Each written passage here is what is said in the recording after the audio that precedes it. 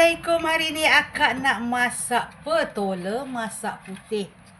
Jadi ada bahan-bahan yang lain, nanti kita tambah apa yang kita nak masukkan ya. Ini petola. Okey, kita nak masukkan soun. Soun ni kan dengan pucuk ni kita rendam pagi tadi. Kalau kita nak jadikan pucuk tu lembut kan, kena rendam lama. Okey tu. Santan pekat, jadi kita gunakan santan cair dahulu. Masukkan santan cair dahulu. Kemudian masukkan bahan dia, bawang dengan ikan bilis.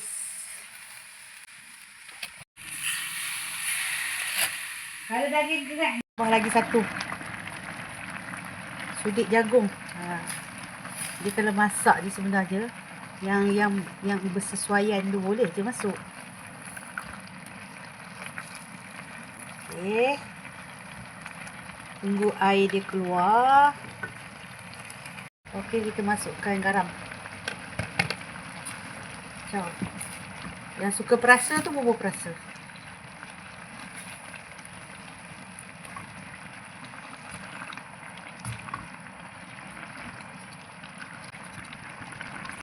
Bila dia dah lembut ni kan, dah cukup lembut, kita masukkan santan pekat ni. Kita rasa dulu dia punya masin tu kan. Okey, kita masukkan santan.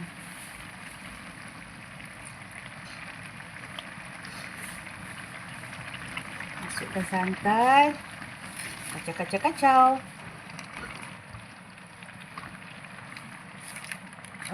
Masak putih ni kan dia memang sedap lah kalau kita masak tu macam pekat-pekat.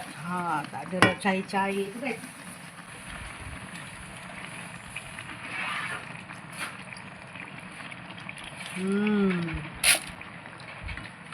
Macam ni punya pekat ni, kita makan sikit-sikit pun dah cukup sempurna rasa dia. Okey, rasa dulu dia punya masin dia. Baru boleh kita tutup api. Dia kalau kata masakan kita ni betul-betul pekat macam ni kan, kalau kita tak bubur perasa pun dia dah sedap tau. Manisnya apa ni tak perlu untuk tambah perasa. Memang sedap lah. Okey, kita tutup. Okey, petola masak lemak putih telah pun siap.